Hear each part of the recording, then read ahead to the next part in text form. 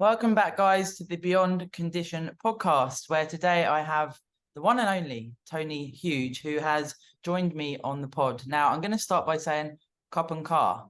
Now, you know what Yeah.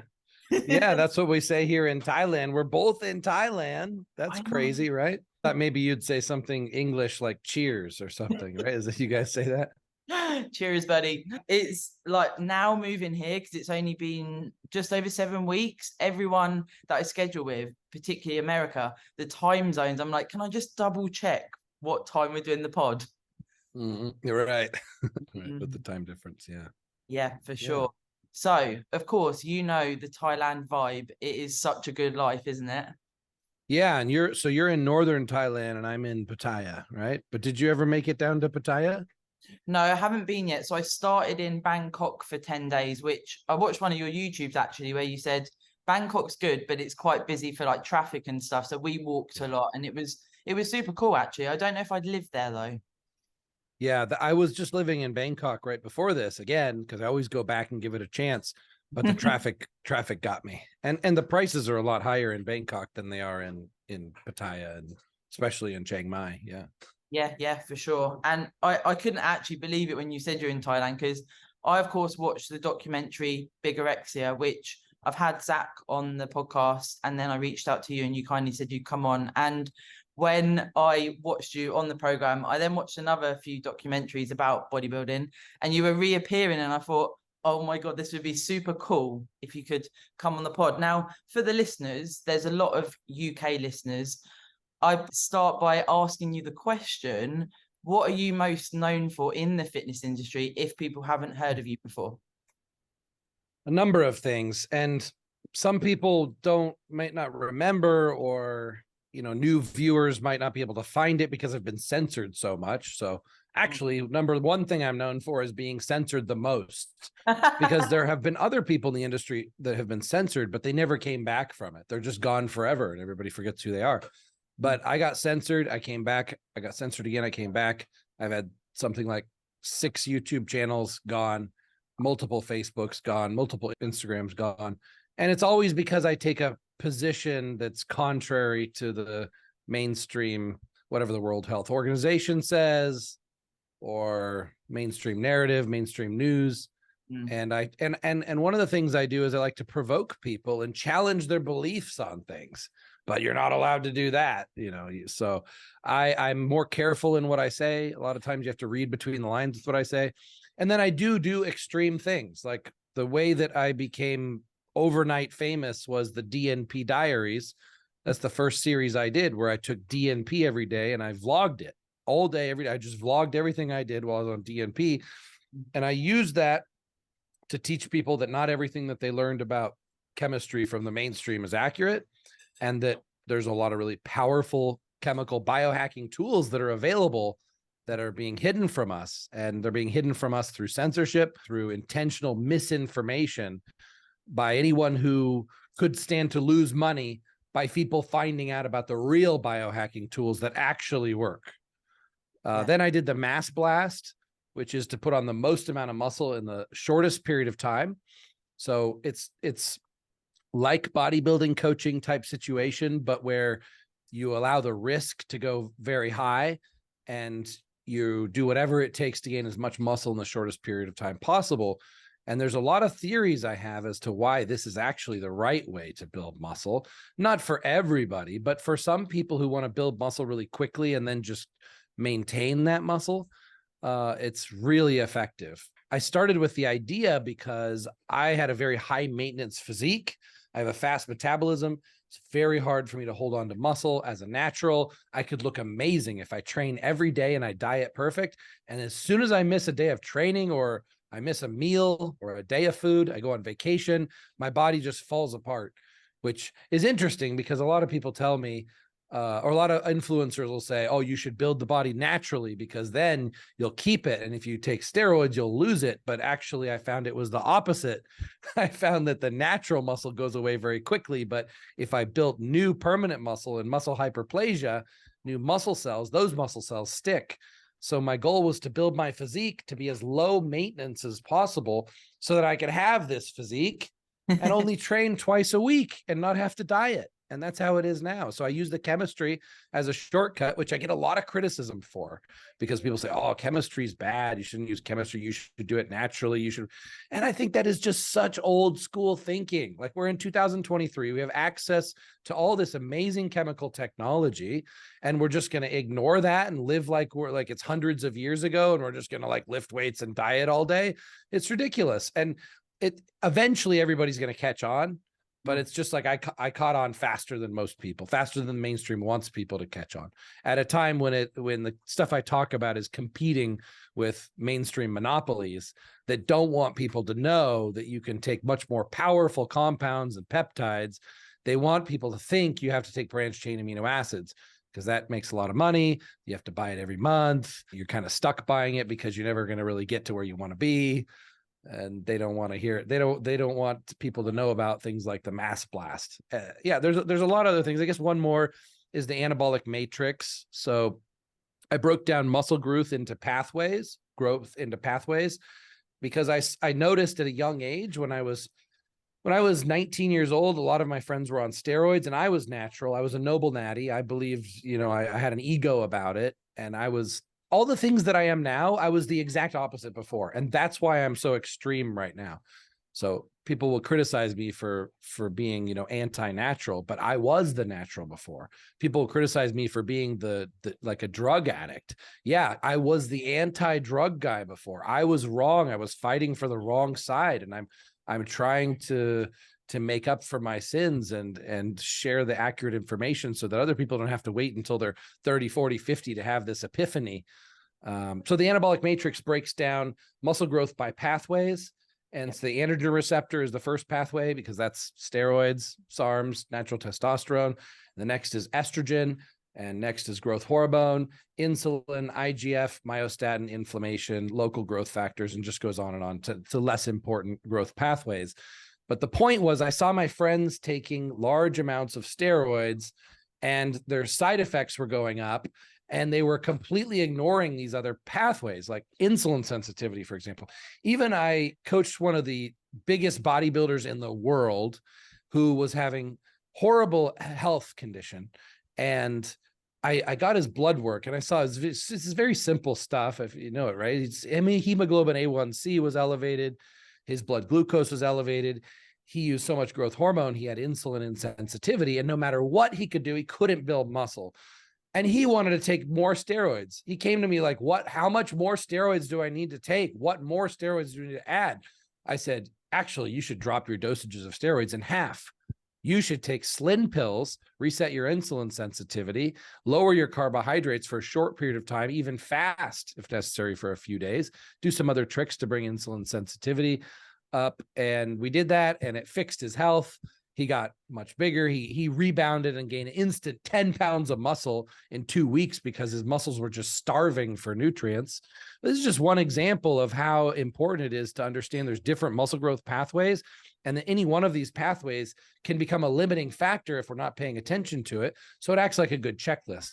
I think these are the things I'm most well known for. And then because of those theories, and because those caught so much momentum, especially like the mass blast, then National Geographic picked up on it and did a video about me and steroids that got 180 million views.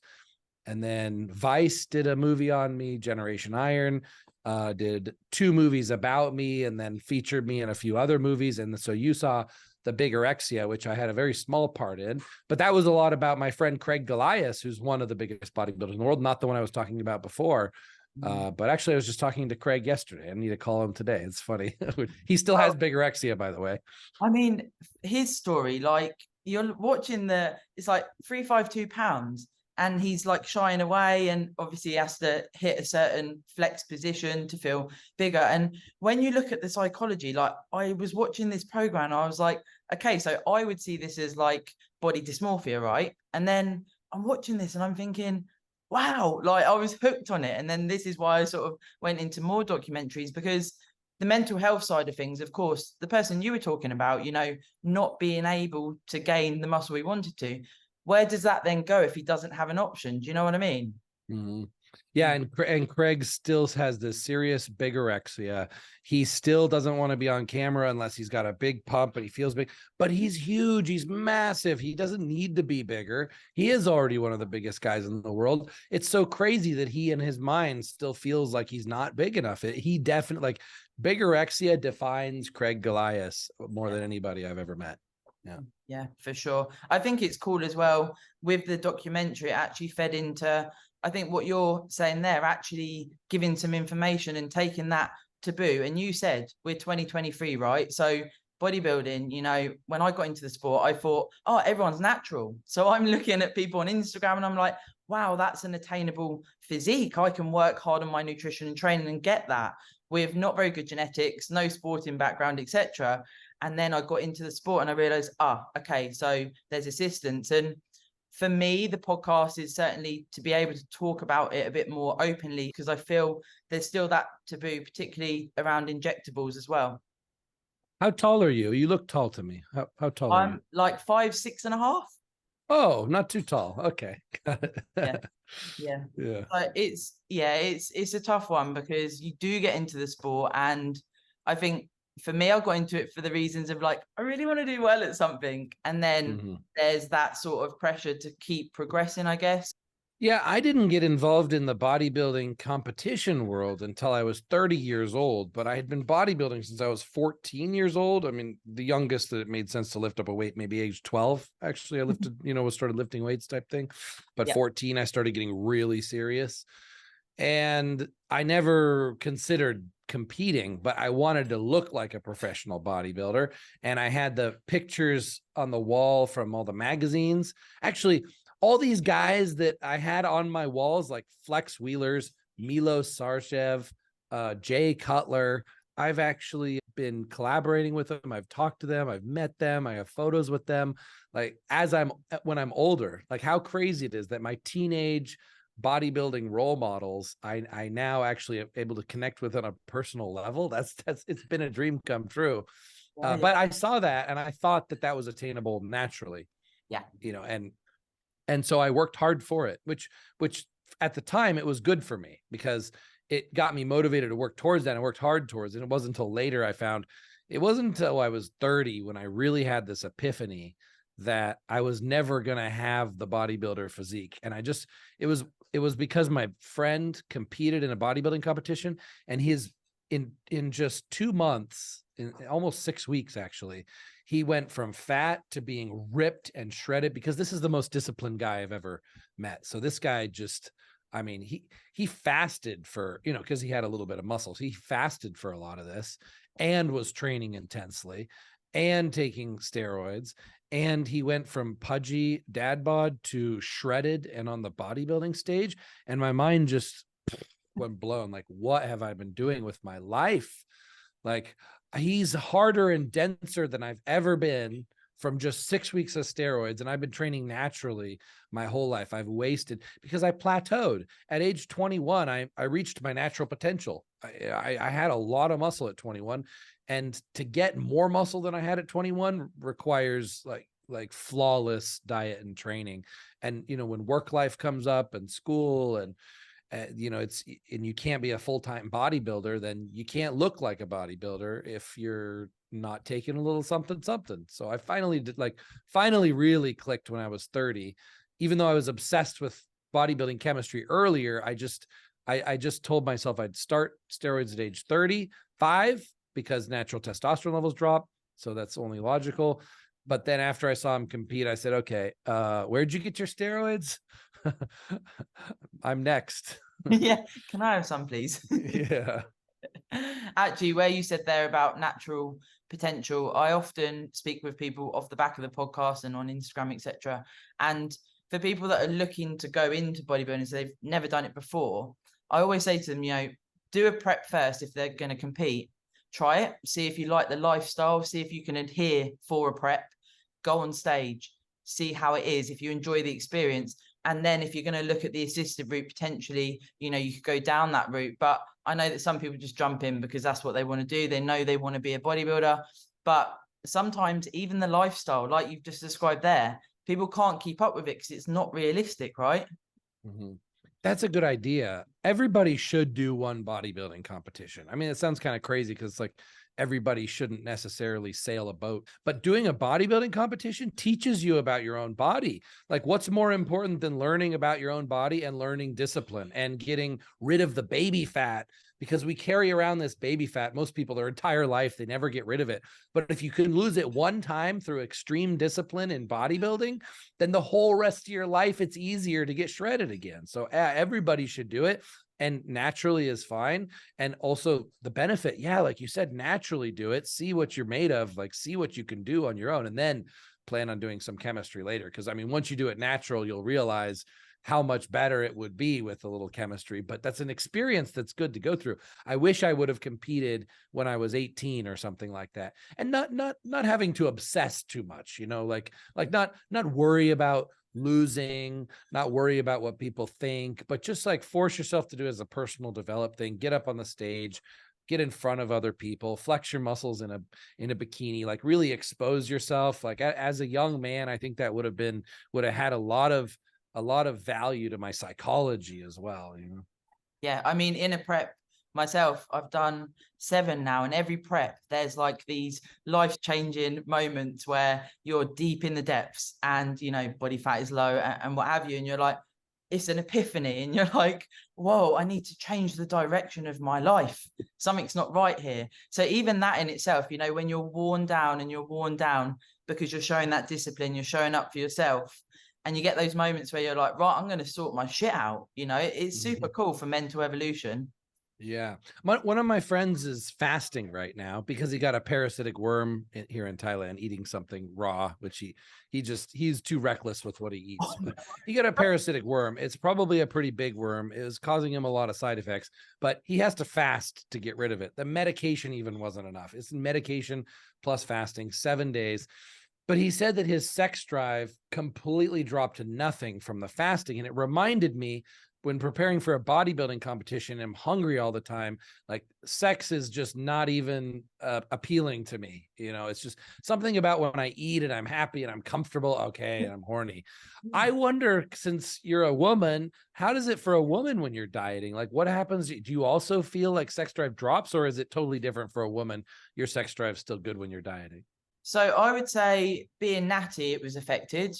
Being assisted, I found that actually, well, Matt and I, my partner, we've only been together like 18 months, but it's a very different relationship to what I had before. We love sex. So at the tail end of prep, I'm still having sex, but it's not as, I guess the connection is there, but it's more like a passive connection, if you know what I mean. And it's more like a comfort thing. Is it like there's still some like hunger in the back of the head saying you should probably make food a bigger priority before you procreate, because you might not have enough food to feed your children. Your body thinks you're starving. So it still happens for females too, I guess, a little bit. Yeah, for sure. And I mean, with the amount of stims I was on in my last prep, blimey, you know, it did suppress the appetite, it did the job. And I guess I was certainly in that, like, where I was on so many stims, so little food, so much training, I was pretty neurotic anyway. So it was like, you know, it still happened, but it is different, of course, when you got food, when you're in off season. And yeah, I found it was different this time because I'm with the right person. Good. You know, speaking of stims, here in Thailand, if you find a cool doctor, you can get phentermine, which is the king of stimulants for appetite suppressant. You know? Yeah. I mean, there's still a lot of other cool options. Tesofensine, actually. Oh, you should check out Tesofensine. What's super cool as well here, like, we went earlier on the moped and got some tests from the chemist. Like, I think as well, you know, I wanted to ask you what your thoughts are with it being pharmaceutical grade and being available in Thailand. What are your thoughts on if that's a good thing or not? You know, good for society, you mean? Like, good to make steroids legal, like be able to buy them over the counter? I think it's very good for society. I think steroids should be over-the-counter medications. They should be available in Walmart to buy. They're not that bad. I mean, there's a lot of other worse things that don't get any attention for being bad. Like how can they sell alcohol? Nothing. I mean, people can drink alcohol. It's fine. It's risk versus benefit. But like, how can alcohol be legal? How can tobacco be legal and steroids not be legal? Alcohol and tobacco are way worse than steroids. Yeah, steroids can have side effects, but most of the side effects are very acute, and you see it and you know it and you can treat it or you can stop it. Alcohol and tobacco, like the side effects are accumulating in the background. You're getting cancer and all kinds of other diseases that you don't even know until later, and then it's too late. Like with steroids, it's much safer to be able to see, okay, oh, I got acne. Oh, I could just top the steroid, or I could just treat the acne or take Accutane. And with steroids, all the side effects have an ancillary to fix it. You just have to take the steroid plus the ancillary, and then you don't have side effects. Plus, there's safer things than steroids like SARMs, and there's peptides, and there's a lot of other things. The problem is, as soon as you demonize steroids, all of a sudden now it's like people can only think black and white. Now they think, oh, demonize all performance enhancing drugs. So by demonizing steroids, now you're demonizing a whole bunch of other things that are even healthier than steroids, have a lot of health benefits. And then you're just making everything illegal and not accessible. And then I don't understand how people can accept this. Like how people accept that the government should decide what we can put in our bodies is just so bizarre to me. Like, how is that what government is for? I thought government is like to protect us with the military from other countries, or just to maintain the peace and crime. Like, where did the government get the idea that the government is supposed to tell us what pill we're supposed to put in our mouth? Weird. Yeah, for sure. It also adds to the taboo as well. I get a lot of people that want to go down this route, but they've got no idea. I don't know what it's been like, in your background, but in the UK, it is a little bit more known, and people like yourself doing YouTube, etc. People can watch, but people don't have a fucking clue. So they're like, oh, well, I'll just have this, this, and this. And then it adds to that because they're not able to ask questions. So many females say, I don't want to ask anyone, but I want to go down this route. What do you think I should do? And it's, it's difficult. It seems like in our industry, I hear influencers say there's too much information about steroids. Everybody's pushing steroids. I'm like, what are you talking about? You're so out of touch with the mainstream. The mainstream is not seeing any of this steroid content. None of this steroid content is being seen by children like it's being accused of.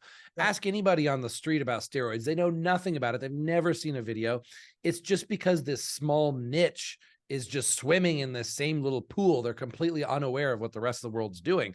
We have an pandemic crisis of low testosterone and people demonizing chemistry that could be very helpful to them. And we have a very difficult time getting people that information because of the censorship. We feel like there isn't censorship in fitness now because we can talk about steroids, but we're just talking to each other about steroids. We're not reaching the mainstream. We need to be able to reach the mainstream, but we can't because there is censorship. Even when I did the documentary with National Geographic, Generation Iron, even in those, they have to twist it to make steroids look more negative than they are. Otherwise, they won't let these movies and videos play on mainstream platforms. So in order for them to get, it's all about money. They need views to make money and sell commercials.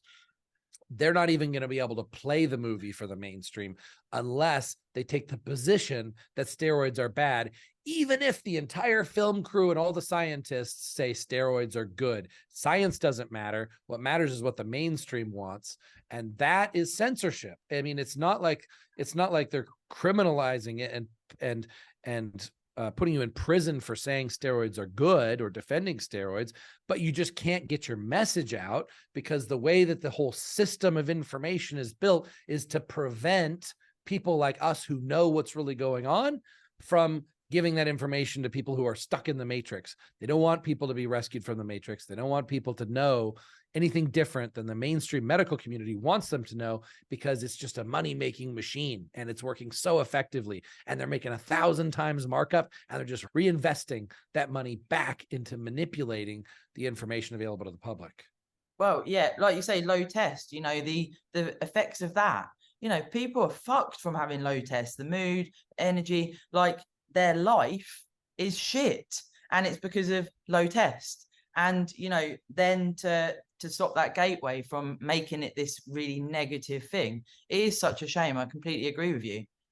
And the government is partially responsible for the low testosterone levels in a number of different ways. There's a lot of conspiracy theories about this, but there is a lot of chemicals that we're exposed to every day that lower our testosterone.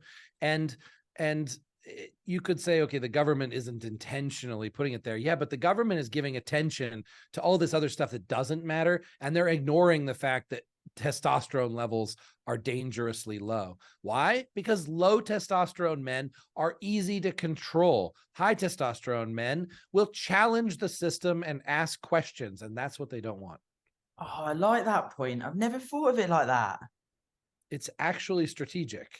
This part is actually strategic to be able to control the population.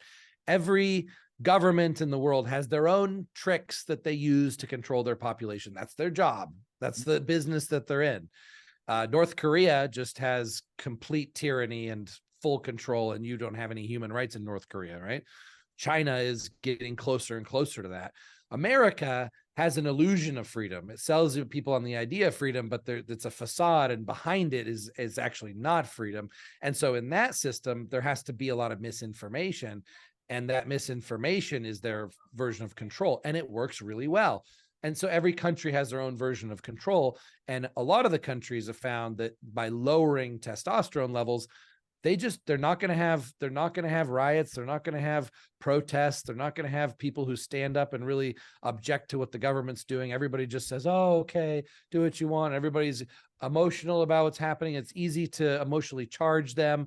And once they're emotionally charged and not stoic and confident, then they can play both sides. They can take both sides of an argument and split them up and split the population into different factions that'll never be able to get together and for a common cause of freedom.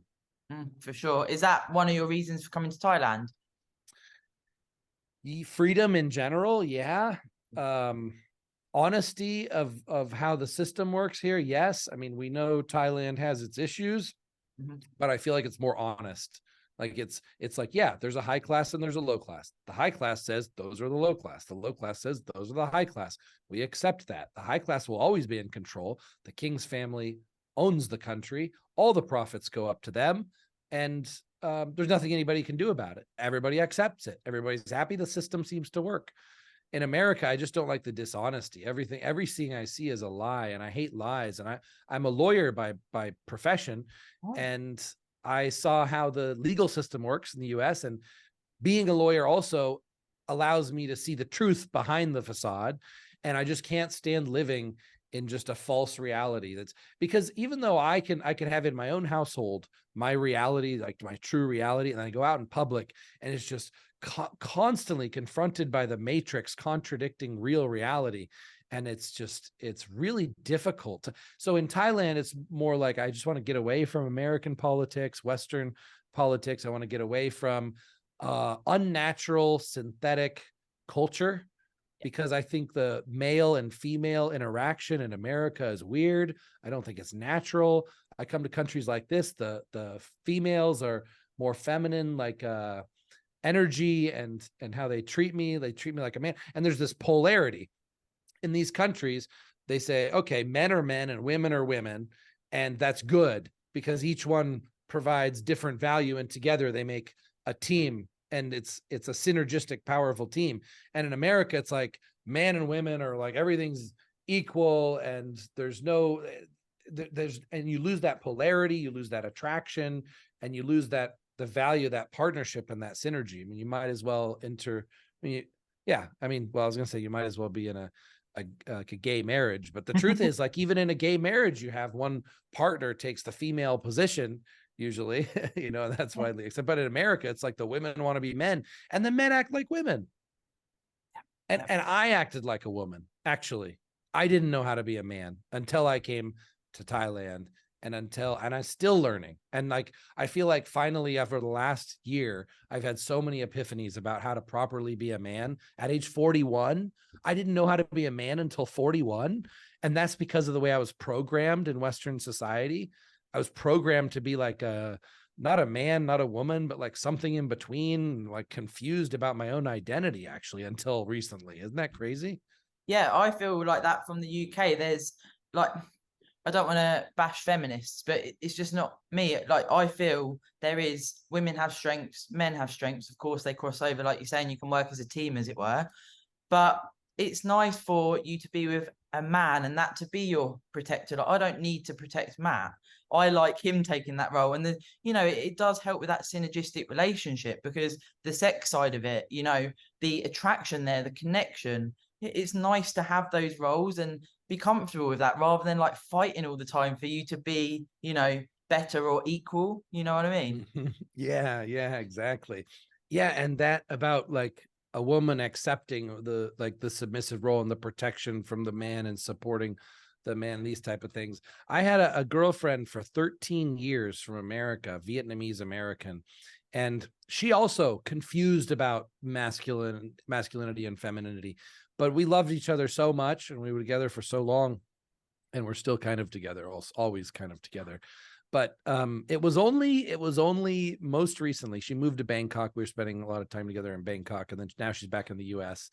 But it was only last time, like before she left, she said for the first time, I think I would find it a lot more fulfilling to just be a woman and let you be the man.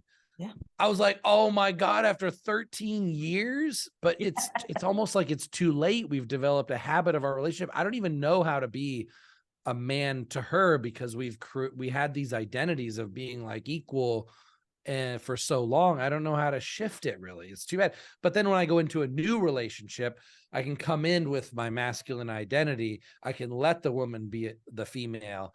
And it's not being the masculine position is actually very hard.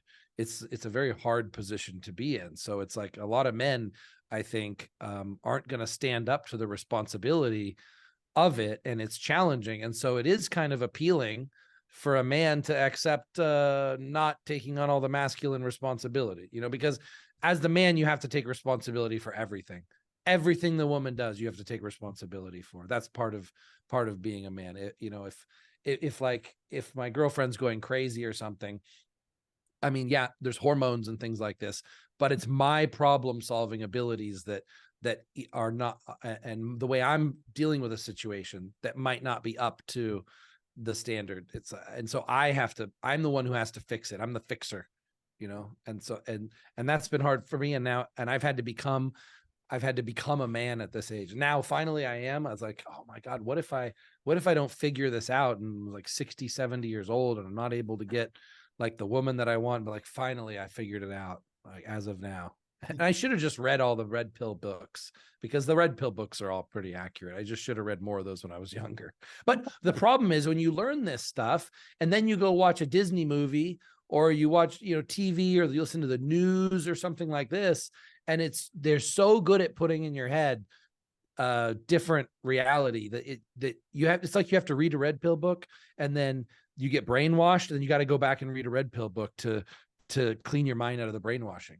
Yeah, for sure. And obviously being exposed as a child. Now, have you got children? Yeah, I've got a 4-year-old daughter here in Thailand, and with a Philippine mother, and then a different Philippine mother. I have an 8-year-old daughter. So I have a 4-year-old daughter, an 8-year-old daughter, both going to school here in Thailand, both living separately in Thailand. And then I just visit them whenever I want to, or they come over and visit me. And there's probably going to be a few more children coming soon. Coming soon. How do you find I'm intrigued with your sort of views on society and the government, etc. Have you found that hard with having children and bringing them into the world, but because it's in Thailand, does it feel better, or? I can't imagine raising children in the United States. I wouldn't do it. Yeah. I wouldn't do it for so many reasons. The brainwashing in the schools, the cost of it, the culture, the isolation. Children are so isolated in their houses there. In Thailand and these Asian countries, the kids are always all playing together. There's so many activities that's more, family oriented, I suppose. And it's cheap. I mean, private school, top of the line private school here that would cost $3,000 per month in the US costs $550 per month in Thailand. So it's so much cheaper. And private tutors, a couple $100 for a private tutor every month. So my daughter's learning Japanese and Chinese and ballet and soccer and swimming. And I mean, there's so many things. I can get her like it's like getting a Harvard education and all these different things for so cheap. I can't even imagine how much that would cost in America. So the problem, but things are so much cheaper here. But on the other hand, costs are going up. You notice maybe like long-term visas cost more. They're enforcing them more. Now the taxes are going to go up. Inflation is going to go up, but that's also going to happen all over the place. I think in America, inflation's probably going to be even worse. I think as well, actually, on top of that, the life experiences, we'll be sitting outside of 7-Eleven and a moped will pull up and there's like a little child on the front and they're like strapped in and then the dad's there and then they get them off. And I'm like, this is so fucking cool. Like they're tiny little children, but they're learning about, going on a moped and they strap themselves in and stuff. It's really cool to see because I feel like in the UK, probably similar to America, you fucking put so much stress on you as a child. Like, you go into adulthood and you're stressed. Yeah. There's no stress in Thailand. I try to explain the concept of stress to Thai girls and they're like, I don't understand. What are you talking about? Stress and anxiety? What's that? Yeah. But I mean, having a little bit of stress and anxiety is good because it motivates you. But like these people have no stress and anxiety. And a lot of it has to do with their religion. It's a Buddhism religion, and Buddhism seems to have the happiest people, the most peaceful people. And so that's a major reason why I like to be in Thailand. Also, the biggest difference in quality of life is in America. I go out in public, everybody's grumpy and fighting. And I come to Thailand, I go out in public and everybody's happy and peaceful and transacting and nothing interrupts because I start out in the morning a positive person and then I go out in the world and I just get hit with negativity. Then it just kind of brings me down, try to be resilient, but it's just like attacked with negativity. Go out in Thailand, there's no negativity. Nothing negative ever happens. No crime, no negative people, no nothing. I mean, but the culture is that Thai people are not confrontational. So they're never going to give you negativity to the face, but they will backstab you. I mean, like just as an example, if I'm smoking my vape in a restaurant or injecting steroids in a restaurant, which I think I should be able to do anywhere, but I understand it offensive. But a Thai person will go and tell the staff that person's injecting steroids and vaping in the restaurant, and the staff will come over and tell me, and I won't even know who ratted me out, but like that's what they do. In America, someone would come in and confront you right to your face, and there's some benefit in that honesty and directness, but in the end, it can end up a lot more violent, so it's okay the way it is here. I understand now that kind of behind this, like, they tattletale on each other a lot. Yeah. I wish they didn't do that as much. Like the government too, and the police, like everybody's always calling the police to like, oh, this person did this. That. I don't like that side of it, but that's why it's non-confrontational. Hold on one second real quick. Foxy, close the back door. Mosquitoes are going to come in. The back door is open. I'm gonna have to keep that in. Okay. Yeah, you can. For sure. Now, you were talking about being a man and sort of getting to this point in your life where it's like, oh, fucking hell, I know what a man is now. I feel like a man. Now, I watched on one of your YouTubes about you sort of first got into weight training and that side of things through wanting to get girls. Now, that's what Zach said, who was on Bigorexia as well. So maybe we could hear a bit about your story, because I love to ask this question of how you first started out. So you had the posters, you wanted to get girls, and how you then sort of got to using the steroids, etc. a little bit more. In sixth grade, there was a girl I really liked, and we played a truth or dare game, and we kissed each other, and it was like the best feeling I ever had. It was like drugs. And I was like, oh my God, I just want more kisses. I'm not, of course, not thinking about sex or anything like that. I just want to kiss this girl all day. But this one thing this girl said changed the course of my entire life. She said, but I really want a boyfriend with abs. And like, I didn't have enough abs. So she's like, I kissed you because of the kiss or dare, but like, in the future, I want a boyfriend with abs. And she's in sixth grade. Like, how does she even, but this is media.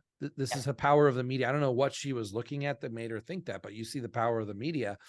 So I was like, oh, okay, well then that's the solution. If I have abs, then I'll get girls, you know. And if it was a different girl, maybe she would have said, oh, I want a guy that's a singer, and maybe I would have become a singer, you know. Yeah. Crazy. But I created this delusion in my head that, okay, I'm going to become like a bodybuilder and get all this muscle, and then I'll be able to get her and any other girl I ever want. Like, this is the key. Forget about making money. Forget about this. It's like, I have to have the physique. And I knew along the way, like as time went on, I knew how delusional that was. But I said, you know what? This delusion is so strong and it's so effective at motivating me. I'm going to keep this delusion. I'm going to continue to believe myself, even if it's false, that by having the perfect body, I'm going to get everything I want. So I did. And I became the strongest in my high school. And I just was so extreme. And I was dieting like a bodybuilder when I was 16 years old. And so I was a noble natty.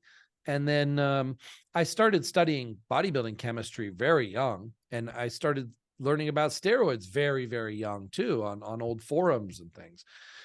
But I just prioritized health above all else. So I just said, I will do steroids, but I will wait until I'm 35. But I always intended to do steroids. At age 16, I knew I'm going to do steroids when I'm 35 type thing, you know? Oh, that's interesting. Yeah. But then SARMs came out. Yeah. Selective androgen receptor modulators, which had the possibility of having a lot of the benefits of steroids without the side effects. I said, well, this is the solution. And even if that wasn't the solution, that opened up my mind to thinking, chemical technology is going to be progressing. There will someday be something I can take that won't have the side effects of steroids that will allow me to look like a bodybuilder. So I did experiment with everything at GNC or any nutrition store, tried every possible supplement. My parents had decent money, so I had a large allowance. At age 16, I had a $300 per month allowance, and I spent all $300 per month every month on supplements. So I was able to go through the entire supplement store and eventually buy every supplement that was at the store and try it. And I noticed that, you know, a lot of things did absolutely nothing. And then, you know, some things were worth it, you know, like ephedrine, for example, was amazing. But of course, that's not allowed anymore. Like all the stuff that was amazing is gone, and we're still stuck with a lot of the stuff that doesn't work. But I always thought, okay, if I stay on the cutting edge of supplementation, I'll be the first to know when there's something is available, and then I'll have that advantage. And I didn't feel like I was competing with other people so much. I felt like I was mostly competing with myself. I didn't feel like if someone else was bigger, they were going to get the girl. I figured like I just have to have the best physique I can, and then I'll have the best opportunity to have the best. But then having muscle became much more useful than I thought. Like I got a lot of respect from older adults. I got a lot of respect from other men. And then once I started doing business, I used to build computers. I used to be a car dealer. I used to do construction. Like I've done all these different industries because I'm just like an extreme workaholic. So I've worked in so many industries. And in every industry, having muscle gave me a huge advantage. And so I saw, okay, well, now this is my identity. It's not just like a goal to get girls. Like this is who I am. And if I don't have a great physique, then I'm no longer who I am. So it became an ego and an identity. And then that's eventually what drove me. And when you started doing your YouTube and your, I guess, experiments on yourself and with other people with PEDs, what sort of sparked you to do that DMP one? Was it just like, I'm going to give this a try? I think as a lawyer, I developed extreme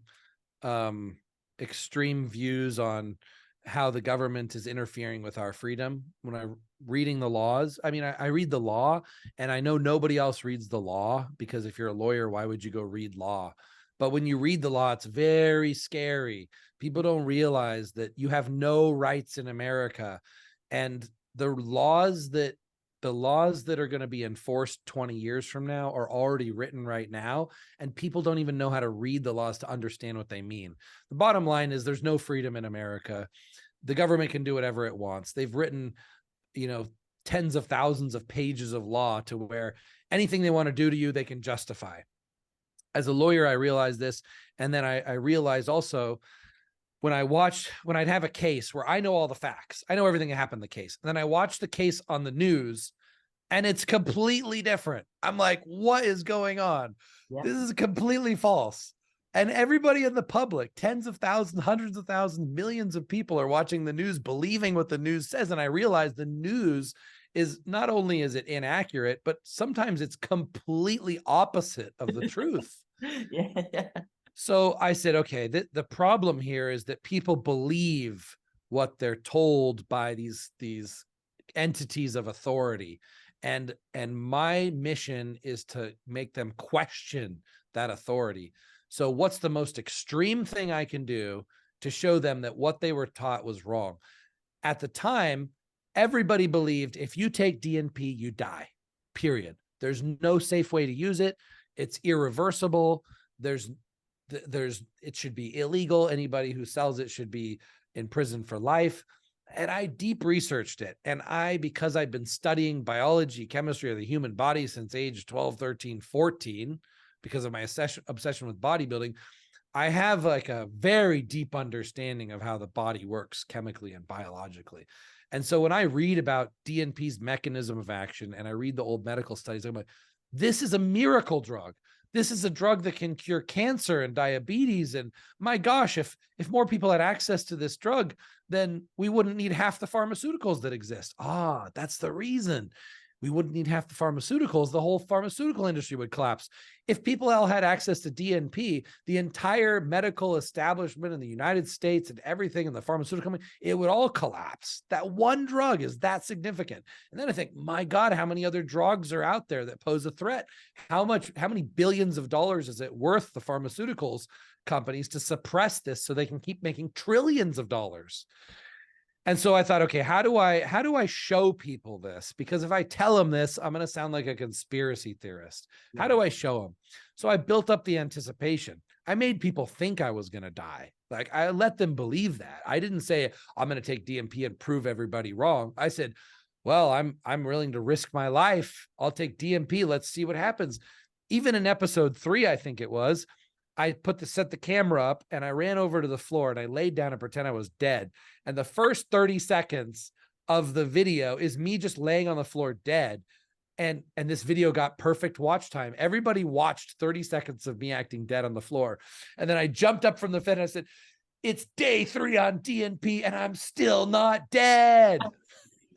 And I think that was the moment. That was the most significant moment. That was the moment where I deserved to be a YouTube star, and I won over a lot of people, and I changed the way a lot of people thought. And I got a lot of comments, a lot of hate at that time.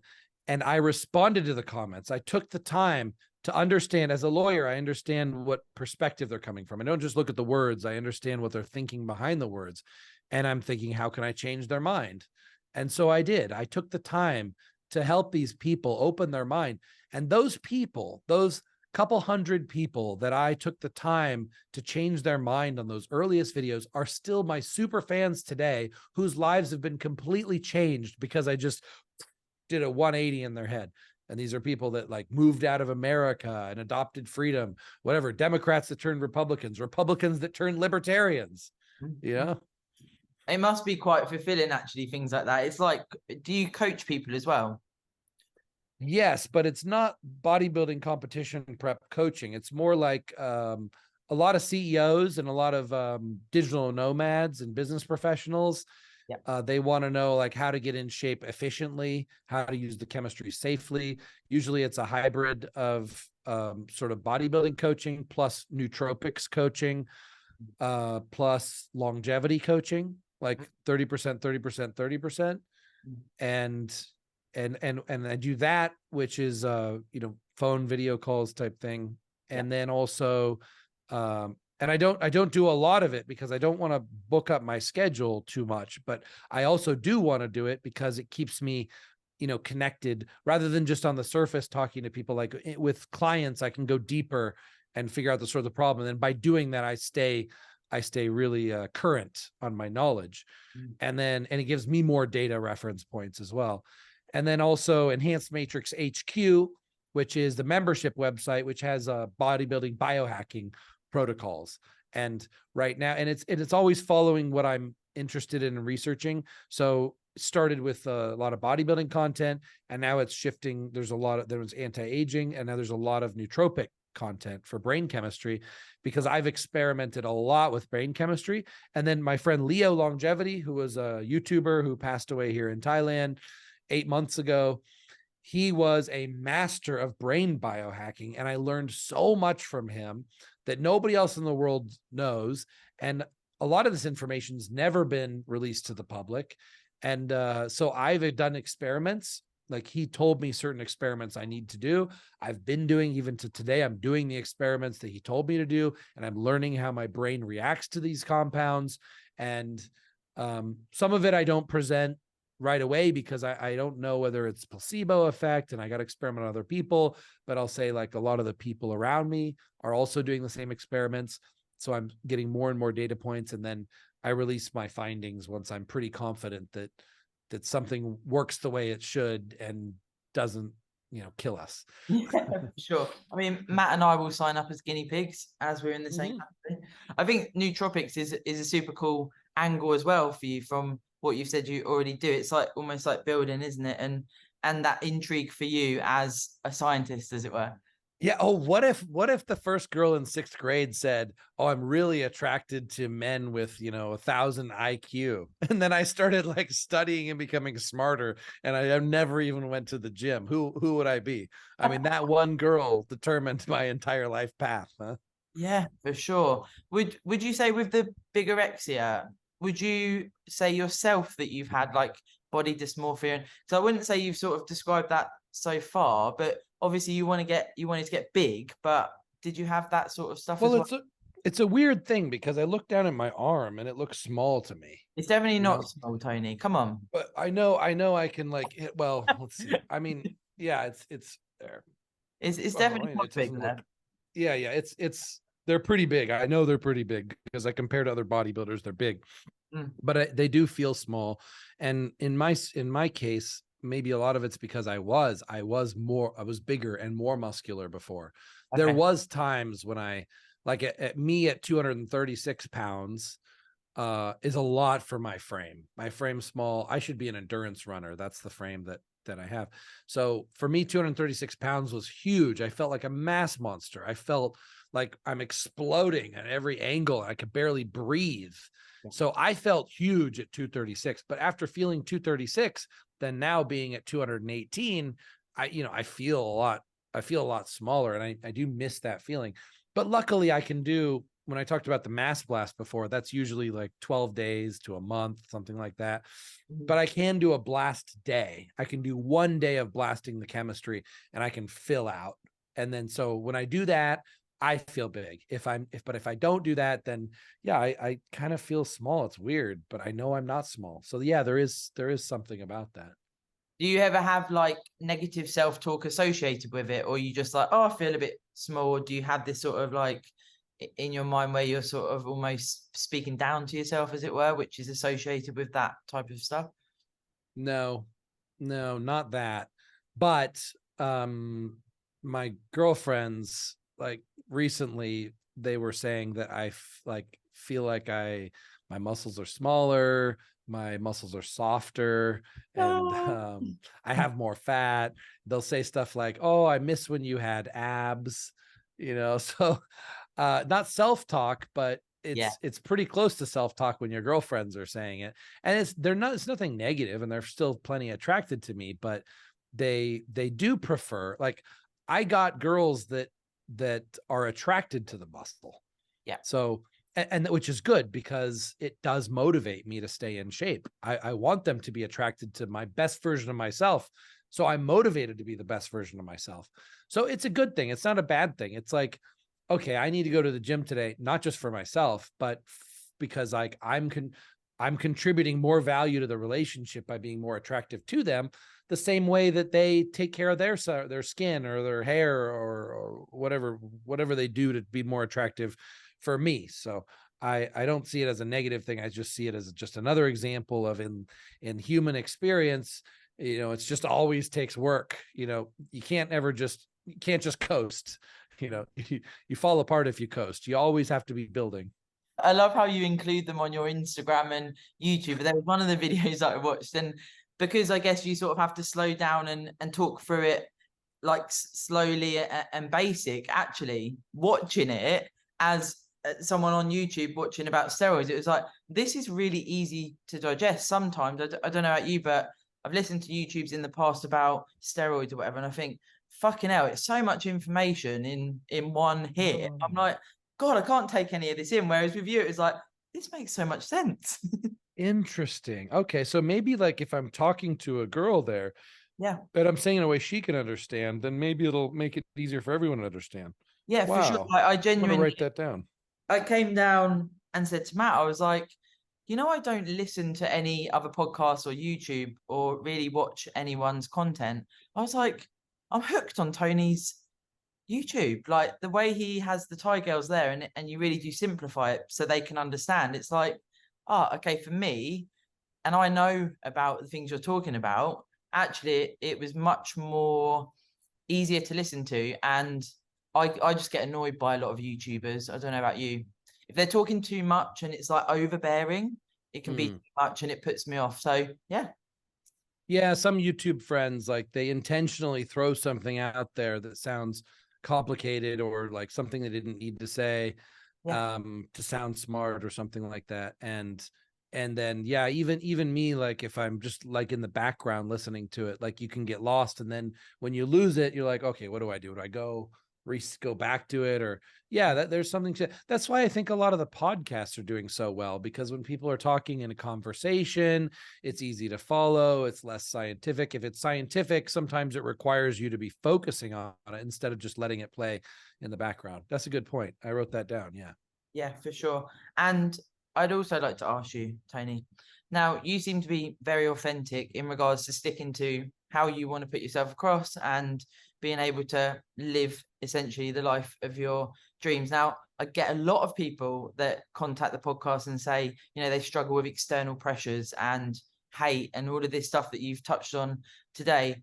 If someone's listening and they're like, I'm following this path and it's not really me, I've got so much pressure, what sort of things would you say to them about trying to be a bit more in tune with themselves? One thing I needed to get better at doing is using the Socratic method of asking people questions to allow them to arrive at their own conclusions. I have one friend that's really good at this, AJ, and every time I talk to him, he does this to me. Like if I have some mental block, he'll walk me through questions and I'll answer the questions, I'll come up with a conclusion.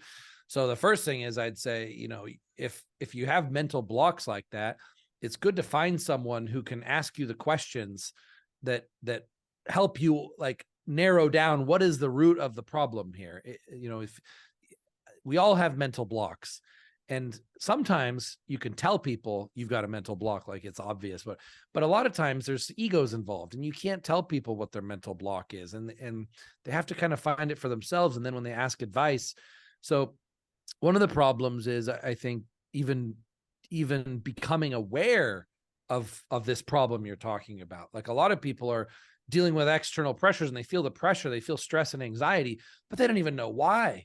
Yeah. Because they're not asking the questions and digging deep and thinking like, why am I feeling this? And what is it about this situation? And another important point is environment makes such a big difference. Us humans, take pieces from our environment. And I had the best example of this. I had a friend who was suicidal in the US and he couldn't find any reason to live. He came to Thailand specifically to commit suicide. And once he got here, he discovered a reason for living. And now he's still alive and he's thriving. So it was just a change of environment that he needed. So one possible solution when someone's feeling all these external pressures is maybe you're in the wrong geographical location. Maybe you have the wrong social circle. Maybe you just need an environment change because you're in an environment that doesn't let you, who you are, thrive. And the problem is America, any country, is telling you you're supposed to be this certain way, but you can go somewhere else in the world and they'll say, no, you're supposed to be something completely different. For sure. I have example, like my friend Leo, for example, he didn't belong in America at all. He's Middle Eastern. His culture's Middle Eastern, his belief systems, his belief about how men and women interact. In America, he's going to end up in prison, and he's going to constantly be fighting against the culture. In the Middle East, he's a king. He's a boss. He's respected. So it's just that one geographical change fixed everything. But then also, even within our own friends and our own social circles, like now I realize I was having girlfriends. I've been trying to build a harem for a long time of all my girlfriends living together in harmony, and it's been a disaster for so many years. I mean, I'm lucky to be alive. I'm lucky I haven't been stabbed. I've been close to stabbed, and my car windows smashed, my motorbike put in the pool, like all these type of things. But I'm lucky to be alive. But what I finally realize is that I have to choose the women that share similar values as me. And because especially when I'm wake up in the morning and I go to sleep at night, like these are the people who are going to be influencing my thoughts at the most relaxed times.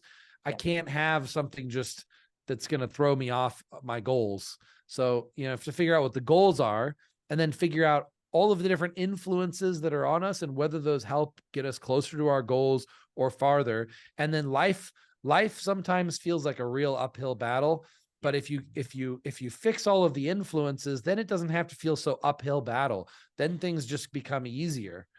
Yeah. So yeah, you could itemize those things, but that's like 4 different sort of factors in dealing with that external pressure. Yeah. Yeah, I really like that.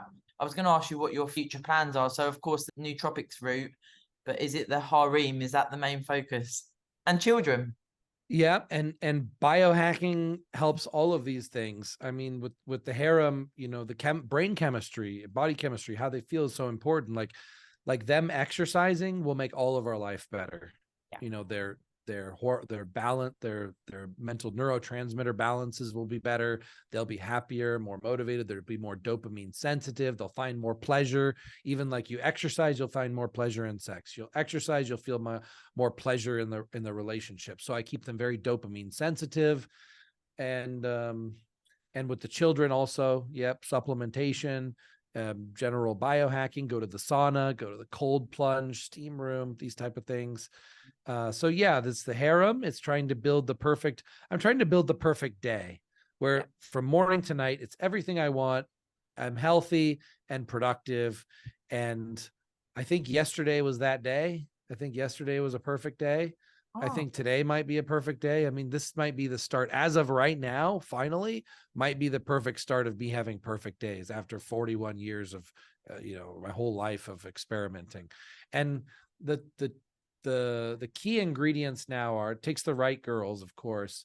But the girls have to be trainable, because if they come in with their own preconceived notion, it's too difficult. Like we all have to come together and say, this is our value system. We have to agree on our combined value system. And also you have to see, when you look at studies on why couples stay together, it's usually shared value system, and they can see each other with each other for long term. So you could just like ask a couple, like, do you see each other with each other for long term? And they're like, I don't know. They're going to break up, because as soon as there's an opportunity to break up, they're going to break up. They're going to find a reason, whatever. So now I have 2 girls that see themselves with me for the rest of their life. Well, two on the couch here. And then, many more that live outside the household that are all get along. But the point was like my home environment to have multiple girlfriends that get along. So let's say these 2 girls right here. Now I found girls that they can see each other being friends together forever, and they can see themselves with me forever, and we're all share the same values. And the most recent girl added to it.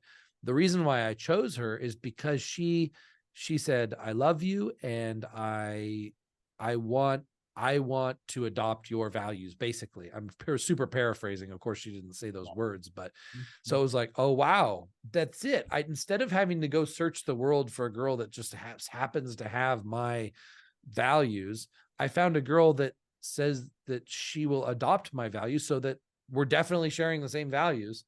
And then I was so open with her about everything, because I knew if I'm not open and honest with her in the beginning and something comes up later, she's going to be like, wait, that's not part of our value system. So I made sure very early, like, this is our value system. Quite cute, And actually, that story. yeah. Oh, you're quite the romantic. Yeah, well, that's the American, that was programmed. It's not like that in a lot of cultures. I am extremely romantic, and that was the problem. But now I found a way, because I want romance in the relationship. I found a way to have romance, but still have this like very sharp division between the masculine and the feminine and all that. So now, yeah, it's all the perfect balance. Finally, like you'll see in the upcoming vlogs, like finally peace after all this.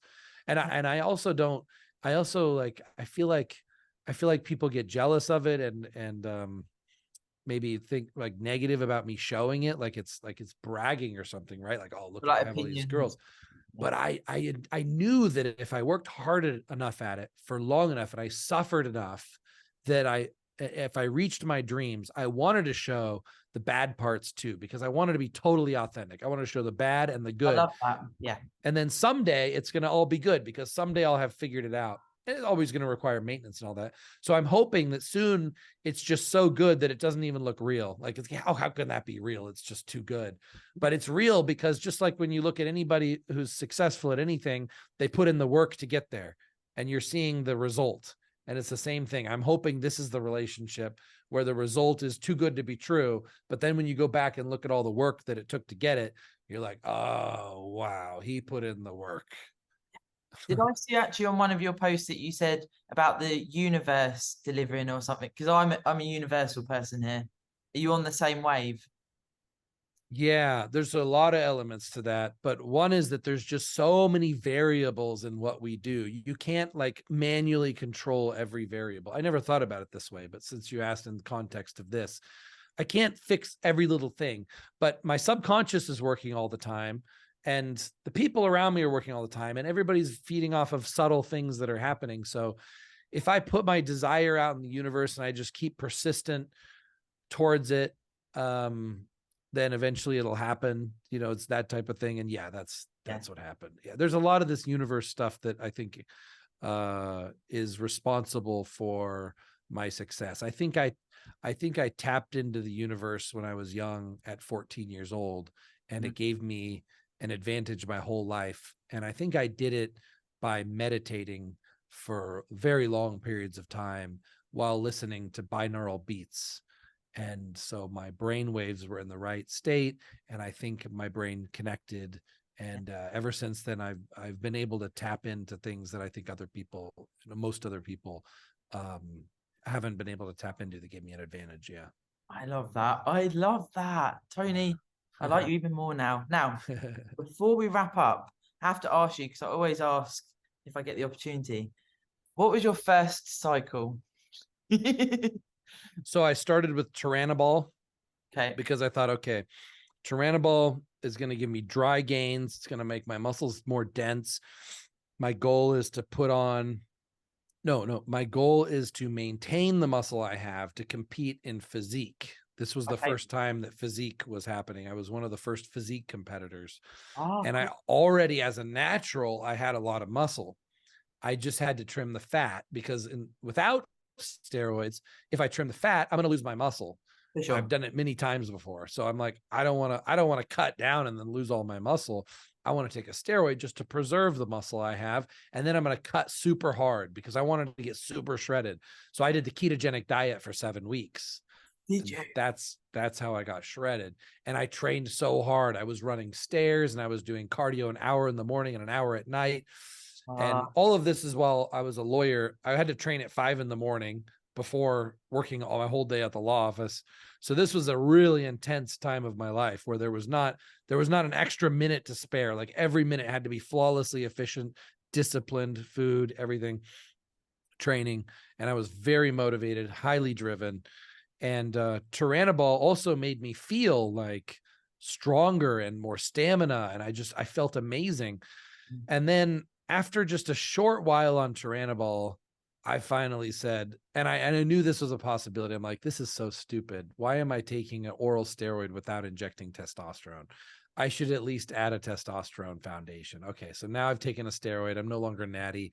There's no reason not to inject testosterone other than I'm afraid of needles.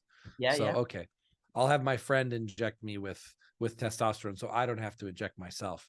Well, my friend who had been doing steroids for a very long time, but didn't research as deep as I did, like I do, he's decided to stick me with like a 23 gauge, 1.5 inch needle, which is a gigantic needle. It was very painful.